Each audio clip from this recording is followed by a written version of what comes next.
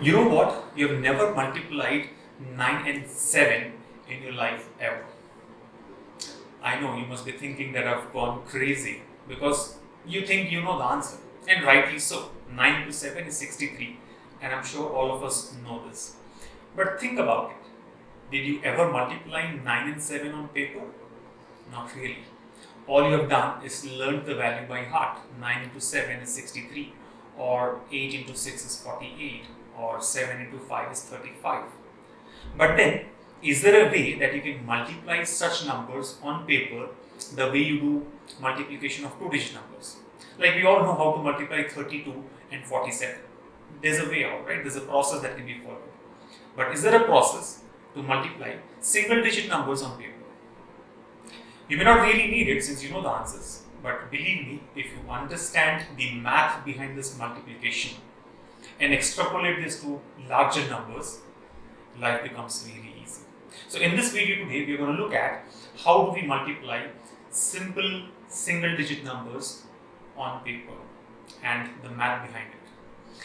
So there is this Vedic mathematics sutra called the Nikhilam Sutra, which is the crux behind these multiplications. What we do here is identify the power of 10 which is nearest to the two numbers being multiplied. Let me take an example to help you understand this. Let's say we have to multiply 9 and 7, right? 9 and 7. I mean, technically multiplication of 9 and 7 would mean 9 is being taken 7 times.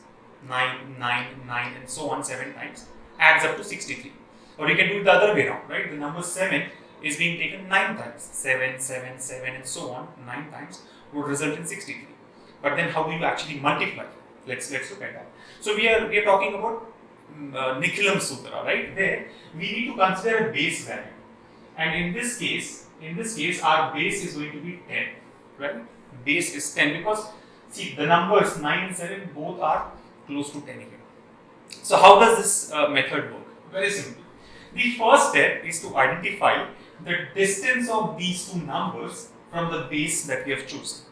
So if you see 9 is 1 less than 10, 1 less than 10. So you just write a minus 1 against it, right? The minus sign indicates that 9 is less than 10. So basically 10 minus 1 gives you a 9. Likewise 7 is 3 away from 10, right? It is 3 digits away from 10. So you write a minus 3 here, right? 7 is 3 less than 10. 10 minus 3 gives you a 7. That's the first step, to understand how distant are the two values from the chosen base. What next is the result, right? Directly, how do we get a result here? Simple.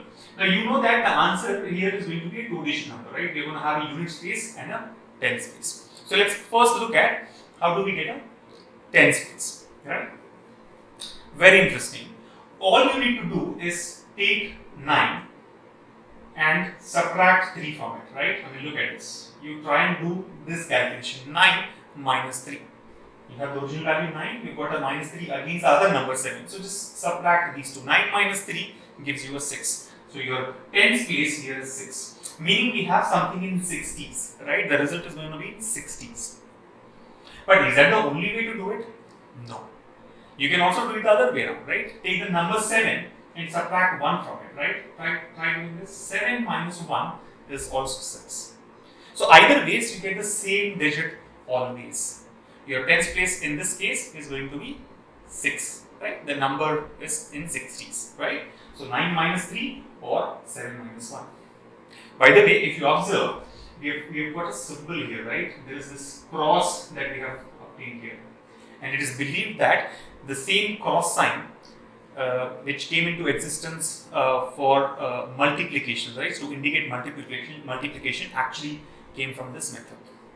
Now let's leave that apart. That's just a fact that I thought I should draw your attention to. But we've got the tens place 6. Now are these the only two ways to get the tens place? Not really. There's one more way to do that. What's that? Add the two values here, 9 and 7.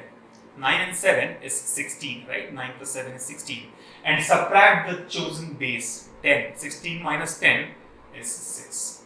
So that's the third way of getting the tens place.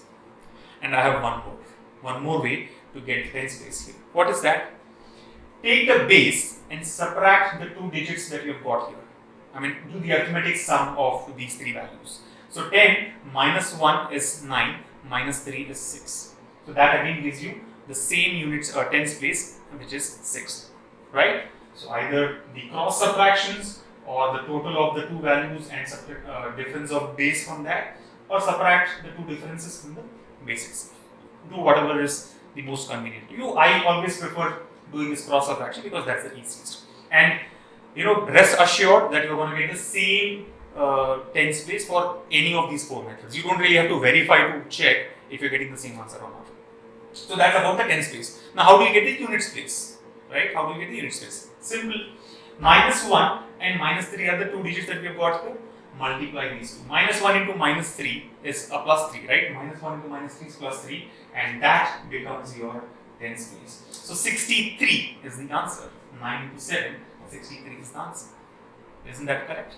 Let's just take one more example very quickly. Let's say we need to multiply 6 and 8, right? 6 and 8, or 8 and 6. What do? We continue with the same base 10. So this is minus 2 and minus 4, right? 8 is 2 less than 10, 6 is 4 less than 10. And now get the answer. 8 minus 4 is a 4 here. Minus 2 into minus 4 is plus 8. So 48 is your answer. 8 into 6 is 48. So here's how you can multiply single digit numbers on paper. And if you master this technique, trust me, you will be able to apply the same method even for larger numbers, which of course we will deal with in our next video. But before that, let me also give you some other examples here, right? Some other exceptions. Now, so far we have been taking numbers which are all less than 10, right? 9 and 7 or 8 and 6. But what if the numbers are more than 10? Let's try it out. Let's say we have to multiply 12 and 13. 12 and 13. We'll continue with the same base 10. And the method remains the same. You just have to follow whatever we have discussed so far. Now 12 is 2 more than 10, so we get a plus 2. And 13 is 3 more than 10, so we get a plus 3. Right? 12 is 10 plus 2 and 13 is 10 plus 3. Now, try and get the final result. Now, 13 plus 2. Remember, whatever is the symbol, that operation has to be done here. 13 plus 2 gives you 15, or 12 plus 3 also gives you 15. Right? No doubt about that. No second thoughts on that. So this is 15 in the left hand side of the answer, right? That's like your tens place or the tens place and hundreds place. And we have a unit place to be found here, right? Remember, a unit place is only one digit always, right? So there's one digit that we have to find here. Why is the unit place going to be a single digit, or why is that right hand side going to be only a single digit? Because our base is 10. There's only one zero here, right? There's a single zero. So we'll always have a single value in the unit space. Now how do you get that? Plus 2 into plus 3. What is plus 2 into plus 3? A plus 6. And 6 comes in your unit space. So 156 is the final answer. 12 into 13 is 156. So whether the numbers are more than 10 or less than 10, the method remains the same. But what if one of the numbers is less than 10 and the other number is more than 10?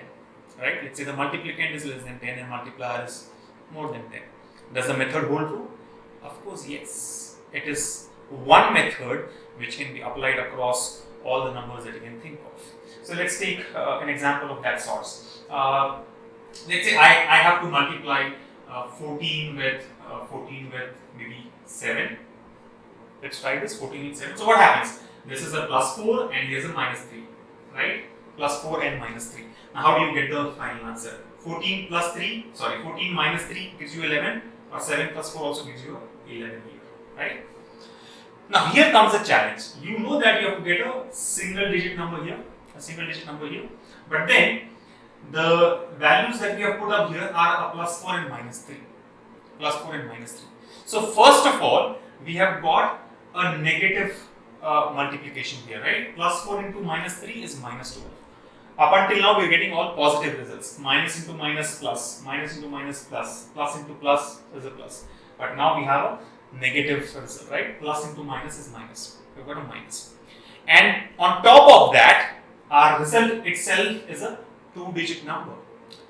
4 into 3 is 12, with a negative sign in this case. So we've got a minus 12. Now, how do you accommodate minus 12 in this single place? How do you do that? Now, very simple. All you need to think of is that here's a 0 that we have got. I mean, this is a unit space, and when there's nothing, it's a 0. So basically, when we did the first step of the calculation, 14 minus 3 or 7 plus 4, we got 11, which means we have 110. Now on that 110, we need to append something, and that comes out to be minus 12. That comes out to be minus 12. So simply subtract 12 from 110. To make things simpler, let's just go back to the first example. We had a 60 in the first step, right? 60. And we had to add 3. 60 plus 3, right? It was a 0. It was a 0 here. I mean, of course, we did not write it, but it was, assumed that there was a 0 here. So 60 plus 3 made it 63. We had a 40, we added 8. 48. We had a 150, to which we added 6. Right? It was 150 plus 6, 156. So now we have 110, and you have to subtract 12. As simple as that. 110 minus 12 is 98. So the final result here is going to be 98. Because we get a minus 12 in this case.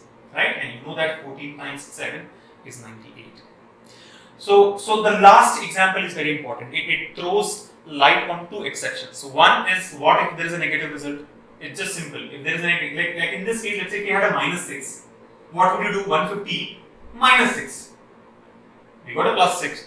So we simply added 6 to 150, we got 156. But if you had a negative result, 150 minus 6, 144 would have been the answer. In this case, if this was a minus 8, what would happen? We only had a 40, minus 8, 32 would be the answer.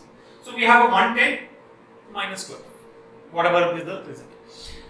And you just get the final answer. Let me explain you one more thing. What if it is a plus 12? What if it were a plus 12? Same calculation, 110 plus 12 will give you 122. Let me take another example to explain that. Right? When we have a 2-digit number here in the case of unit space on the right hand side. So let's say I need to multiply 7 and 6. I need to multiply 7 and 6. What happens? A minus 3, a minus 4, right? 7 minus 4 is 3, or 6 minus 3 is 3. So we've got a 30s in the result already, right? There is a 0 here. Imagine that there is a 0 here. We've got a 30. Now when you multiply minus 3 and minus 4, which is the second step of our calculation, minus 3 times minus 4 is a plus 12, right? We've got 12. Now can you write 12 here? No. 312 cannot be the answer. The point is, we had a 30, and then in place of this units place, we've got minus 4 into minus 3 plus 12. Now like any other typical multiplication, what do? Whenever we have a 2-digit number in units place, we only write 2 in the answer and 1 gets carried forward. We carry it forward to the tens place. So we write 2 here and then 1 plus 3, 4 here. So 42 is the final answer. Are you getting it? We had a 30 and then plus 12. 30 plus 12 is 42. Or in simple words, take 2 in the result itself and carry forward the 1. So 30 plus 1 or 3 plus 1 is 4, and then 2 in the unit is 42 is the final answer. So this is Nicolum Sutra. And this is applicable not just for numbers which are close to 10, but even larger numbers that are closer to 100, or numbers which are closer to 1000, or numbers which are closer to a lakh. You can just apply this technique. We will learn about those larger numbers in the other parts of our video on Nicolum Sutra. But before that, I think it's really important for us to master this simple process where numbers are closer to 10. The base is 10. If you understand the modus operandi here, then this becomes a child's play for even the larger numbers. Alright? So please make sure that you take enough examples yourself and verify your answers, because you already know all the answers here. Right? I mean, 8 and 6, 48. You just need to check if it is working out properly for you or not. Right? So try this out, understand this thoroughly, right? Perfect this technique, and in the next video we will look at larger numbers, and not just numbers which are closer to hundreds and thousands. Right? This method can also be applied for numbers which are closer to 50, or numbers which are closer to 70. But there's a slight variation that we'll have to do. So we'll learn that in our next video. Until then, keep practicing, and do subscribe to my channel for more such interesting videos. Take care.